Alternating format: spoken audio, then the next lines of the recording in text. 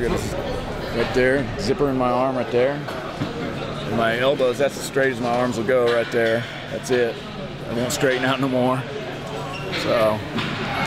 When you broke your neck, what was going through your mind? You think like, am I never gonna walk again? No, it didn't enter my mind. It just, you know, my whole body went numb for a moment. But it just, the first thing that came to my mind was I got to finish my match. That's always first and foremost to me. If I get hurt, I got to find a way to finish this match. Even though guys get hurt, they want, you know, they really don't want you to continue, but that's just not my style. I mean, I have a job to do. I have to go out there and I have to make Brock look good, you know, and so that's, if I can't walk, that's the only time I'll never finish a match. But as long as if I can move, I will finish a match. I actually didn't realize I was hurt that bad until I got home that week, and I had no strength in my left arm whatsoever, and so then they had an MRI done, and that's when they found out I had a cracked vertebrae. How did you feel about the entire way that the WCW like invasion was handled? Did you think that could have been done differently, or what was your take on that? No, I liked the way it was handled. You know, I didn't.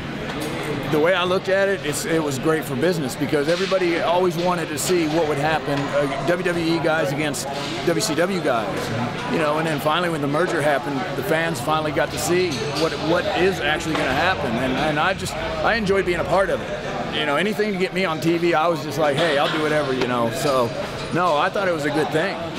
When you had a character that you started out with and you made that transition to Hardcore Holly, do you think that's possible that nowadays in wrestling to have that happen, like for the guys in WWE now? Back when I started, when I came in at the end of the Hogan era, and that was when everything was kind of a cartoon character gimmick. And so, you know, and I took what they gave with me and just made the best out of the situation. And then when the whole hardcore thing transitioned over to, you know, when they brought in the hardcore stuff, I was glad of that because I was not comfortable doing the whole spark plug gimmick at all. You know, a lot of people ask me about that and just ask my opinion and just, you know, because a lot of people think it was silly. Yeah, it was silly, and I'm not ashamed of it because it gave me my start in a company that I lasted 15 years in, you know, and not a lot of guys can say that.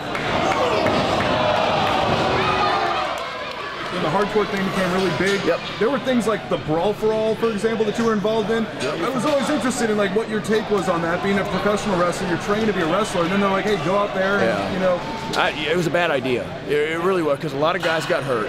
I do want to say that, you know, Bart Gunn, I fought him in my first fight. He went on to win the whole thing. If you think back, all the guys that he knocked out were 300 plus pounds. I was the only guy he couldn't knock out. So that's my claim to fame with the Brawl for All. And but I tell you what, he did hit me pretty damn hard. But the thing is, though, all kidding aside, the thing is that Brawl for All was a bad idea. You don't pit the boys against each other like that. And it was a way for them to try to elevate Steve Williams, you know, to get him to work on top instead of just bring him in, put him on top. And if they would have just said, hey, this is where the direction we want to go with Steve, we want everybody to put him over, then that would have been different. But, you know, they thought Steve was going to come in and steamroll over everybody, and, you know, it just didn't work out like that, you know. So you know, we're wrestlers, you know, we're not boxers or anything like that, you know. And then the whole thing with Bart getting in the ring with Butterbean, that was a mistake because you don't play somebody else's game. I don't care. Bart was trained for you know, I think it was 3 or 4 months trained in boxing just to get ready for that pay-per-view. But you know, that's years of experience. It's years of training you need to get in there with somebody like Butterbean, because that's Butterbean's bread and butter right there. You know, that's how he made his living. You know, and you don't play somebody else's game whatsoever. You just don't do it. You were heavily involved in when WWE brought back ECW. Yeah. What were your feelings of that going in, and how did you think it all panned out? You know what? I like the idea because they had so many guys that were sitting around that they didn't have anything. You know, there wasn't enough TV for everybody. And when they added ECW, that opened the door and gave guys opportunities to shine. And I really liked it because, number one, I was getting back on TV again, and number two, it fit my style. So I thought it was a great idea.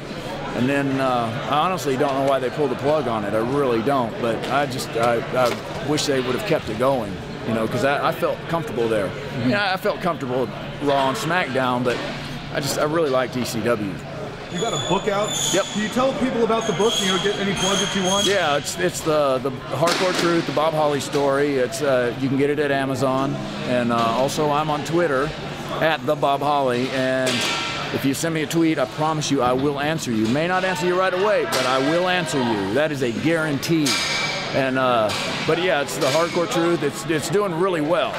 And Ross Williams is the brain trust behind it. He's the one that put it all together. I told my story and he put it together, and I don't think the book would have been as successful if I had had somebody else write it.